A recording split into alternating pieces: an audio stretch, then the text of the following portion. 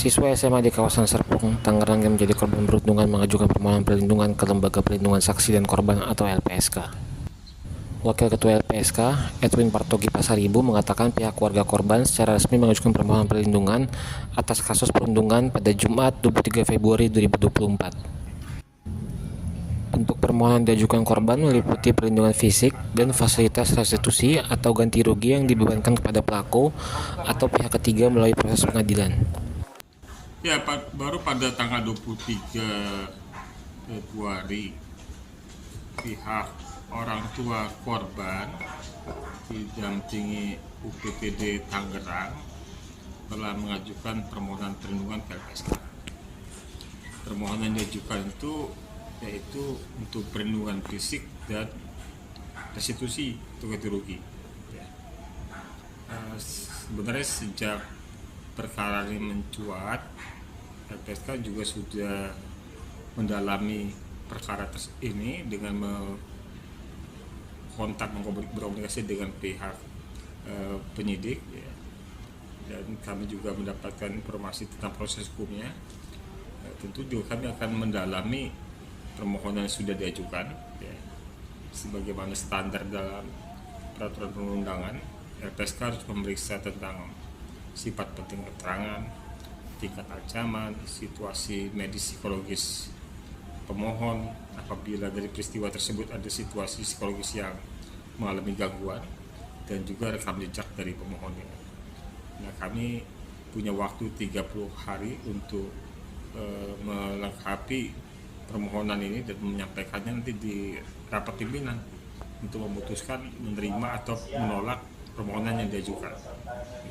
Mendapat ancaman atau bagaimana Pak sampai mengajukan perlindungan fisik?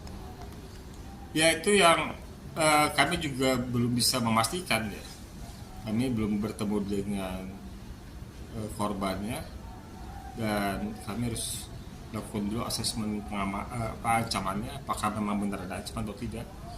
Jadi situasi yang mengancam sehingga minta perlindungan fisik itu apa, kami belum dapat menyimpulkan. Tapi permohonan diajukannya memang perlindungan fisik salah satu. Pak, kan kabarnya geng ini sudah lama berdiri. Ya. Ada imbauan mungkin untuk bila ada korban lainnya agar bisa melapor ke LPSK atau ke pihak kepolisian? Ya, ada dua potensi dari peristiwa semacam ini. Apakah peristiwa yang terjadi itu adalah perundungan murni karena misalnya dia adalah junior, ya adik kelas, ya, atau punya sikap tertentu, atau punya kekurangan tertentu, ya. Atau peristiwa ini terjadi merupakan bagian dari tradisi untuk masuk ke dalam suatu grup atau geng, ya. Itu yang juga perlu diketahui, walaupun dalam rumusan pidana kita dan rumusan perbuatannya itu kita hanya kenal dengan kata perundungan, ya.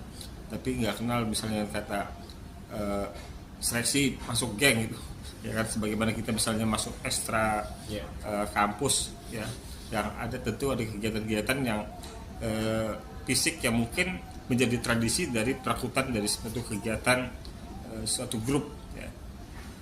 Tapi terlepas dari hal tersebut tentu pihak sekolah, ya, punya kewajiban untuk memastikan bahwa murid-muridnya itu menjalani pendidikan dengan rasa aman, ya. Bukan hanya di dalam sekolah tapi juga lingkungan sekitar sekolah. Kalau kita lihat sekolahnya mungkin saja secara kualitas pendidikannya bagus, ya, tata tertibnya bagus, tapi bagaimana ketika berada di luar sekolah, ya, di luar lingkungan sekolah yang jaraknya juga nggak begitu jauh dari sekolahan, ya, dalam bahasa anak-anak kan selalu ada istilah tempat tongkrongan, gitu. Sejauh mana pihak sekolah punya pengawasan untuk memastikan juga di tempat-tempat yang tongkrongan tersebut tidak terjadi peristiwa-peristiwa kekerasan, tidak terjadi peristiwa perundungan terhadap siswa-siswa lain.